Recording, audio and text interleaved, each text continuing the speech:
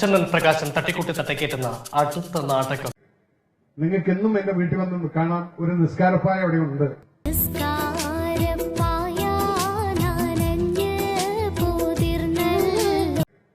നിങ്ങൾക്ക് എന്നും എന്റെ വീട്ടിൽ വന്ന് കാണാൻ ഒരു നിസ്കാരപ്പായ അവിടെ ഉണ്ട്. എന്നിട്ട് പടിഞ്ഞാറ് കിഴക്ക് പടിഞ്ഞാറ് എങ്ങനെയാണെന്നുള്ള കറക്റ്റ് ആയിട്ട് ഞാൻ മാർക്ക് ചെയ്തിട്ട് എന്റെ ഗസ്റ്റ് റൂമിനകത്ത് ഞാൻ വെച്ചിട്ടുണ്ട്. പിന്നെ അച്ചോടാ, നമ്മൾ ഈ പട്ടാളക്കാരനെ വല്ലാതെ തെറ്റിദ്ധരിച്ചു പോയി. നിസ്കാരപ്പായ മാത്രല്ല ഉള്ളത്, ഗസ്റ്റ് റൂമിൽ പടിഞ്ഞാറ് മാർക്ക് ചെയ്ത് വെച്ചിട്ടുണ്ട്.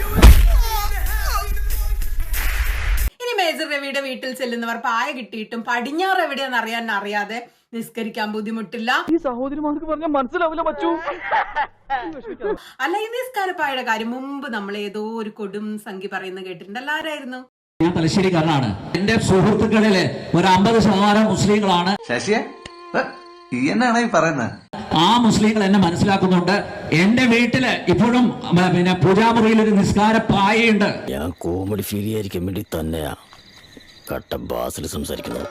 ഞാനില്ലാത്ത സമയത്തും അവിടെ വന്ന് പിന്നെ വിദേശത്തൊക്കെ വന്ന് കുടുംബസമേതം നിസ്കരിച്ചു പോകുന്നുണ്ട്. നീ ഇങ്ങനെയൊക്കെ സംസാരിക്കുന്നത് തന്നെയാണ് ഏറ്റവും വലിയ കോമഡി. അല്ല ചെങ്ങായി, നിങ്ങൾ തലശ്ശേരിക്കാരനോ ഏത് കോത്താഴ്ത്തുകാരനോ ആയിക്കോ, പൂജാമുറിയിൽ എന്തിനാണ് നിസ്കാരപ്പായ? നരേന്ദ്രമോദി ഭരിച്ച് ഇവിടെ മുസ്ലിങ്ങൾക്ക് ഇപ്പോ നിസ്കരിക്കണേ സ്വന്തമായി നിസ്കാരപ്പായയും ഇല്ലാതായോ? വല്ല കാര്യമുണ്ടോ? എന്തിനാണ് ഇങ്ങനെ ഇല്ലാന്നറിക്കണേ? നിങ്ങൾക്ക് എന്നും എന്റെ വീട്ടിൽ വന്ന് കാണാൻ ഒരു നിസ്കാരപ്പായ അവിടെ ഉണ്ട്. എന്നിട്ട് പടിഞ്ഞാറ് കിഴക്ക് പടിഞ്ഞാറ് എങ്ങനെയാണെന്നുള്ള കറക്റ്റ് ആയിട്ട് ഞാൻ മാർക്ക് ചെയ്തിട്ട് എന്റെ ഗസ്റ്റ് റൂമിനകത്ത് ഞാൻ വെച്ചിട്ടുണ്ട്. എന്റെ സുഹൃത്തുക്കളില് ഒരു 50% മുസ്ലിങ്ങളാണ്. ആ മുസ്ലിങ്ങൾ എന്നെ മനസ്സിലാക്കുന്നുണ്ട്. എന്റെ വീട്ടില് ഇപ്പോഴും പിന്നെ പൂജാമുറിയിൽ ഒരു നിസ്കാര പായയുണ്ട്. ഇപ്പോഴാ ഞാൻ ശ്രദ്ധിച്ചത്.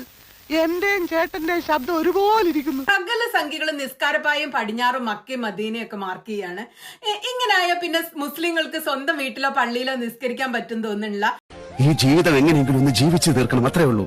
ഒരുപാട് അനുഭവിച്ചിട്ടുണ്ട്. നിനക്കൊക്കെ ചിന്തിക്കാൻ പറ്റുന്നതിന്റെ അപ്പുറത്ത് അതൊക്കെ മറന്നിട്ട് ചിരിക്കുന്നതും കളിക്കുന്നതൊക്കെ. ഇവന്മാരിങ്ങനെ പഞ്ചനക്ഷത്ര നിസ്കാര സൗകര്യങ്ങൾ ഒരുക്കുമ്പോ അവിടെ പോയി നിസ്കരിക്കുന്ന ഒരു മര്യാദയല്ലേ? മനസ്സിന്റെ ഓരോ സമാധാനം സന്തോഷം ഒക്കെ പാട് നിങ്ങൾ എന്ത് വെറുപ്പിക്കലാണ്. ഭയങ്കര വീട്ടിലാണല്ലോ. ഒരു ദിവസം പട്ടാളക്കാരന്റെ വീട്ടിൽ, അടുത്ത ദിവസം നമ്പ്യാരുടെ വീട്ടിൽ, പിന്നെ തൃശ്ശൂർക്കാരന്റെ വീട്ടിൽ, ഇപ്പോഴാണെങ്കിൽ PC ജോർജിന്റെ വീട്ടിലും കാണും ഒരു പായയും തലനെ.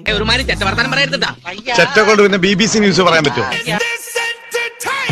നിങ്ങൾക്ക് എല്ലാവർക്കും അസ്സലാമു അലൈക്കും. ഇസ്ലാം മതവിശ്വാസികളുടെ സ്വന്തം രാജ്യത്തോട് സ്നേഹമുള്ളവനായിരിക്കണം നീ എന്ന് നബി തിരുമേനി സല്ലല്ലാഹു അലൈഹി വസല്ലത്തിന്റെ പ്രബോധനങ്ങളിൽ പറഞ്ഞിട്ടുണ്ട്.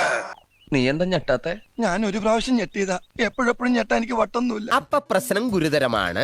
അത് ഇവന്മാർ ഓരോ പള്ളിയായി പൊളിക്കാൻ ഇറങ്ങിയിട്ടുണ്ടല്ലോ. അപ്പൊ നിസ്കരിക്കാൻ പള്ളി ഇല്ലാതായി എന്ന് പരാതി പറയാതിരിക്കാൻ ഓരോ സംഖ്യ വീട്ടിലും പായും തലേണയും കരുതുന്നതാണ്. ഇങ്ങനത്തെ എന്തൊക്കെയോ ഹോബികളാണ്. അയക്കെന്താ പ്രാന്താണ്? അയ്യോ പൊന്നു മോനെ, പ്രാന്ത് എന്ന് പറഞ്ഞ ഈ സൂക്കേടിനെ കുറച്ച് കാണരുത്. ഇത് അതുക്കും മേൽ. ഞാൻ BJP ആണ് എന്ന് പറയാൻ എവിടെയോ ഒരു മടി, നെറ്റിയിലൊരു കുറി തൊടാൻ മടി. എന്തൊരു അറിവാണ്. എന്റെ പൊന്ന് ചേട്ടാ, എങ്ങനെ മടിക്കാതിരിക്കും? സംഖ്യ ആണെന്ന് അറിഞ്ഞാൽ കേരളത്തിൽ പട്ടിയുടെ വില പോലും നാട്ടുകാർ തരില്ല, പച്ചവെള്ളം കിട്ടില്ല. ഇപ്പോഴാണ് നീ ശരിക്കും വിഷമിക്കേണ്ടത്. പട്ടാളം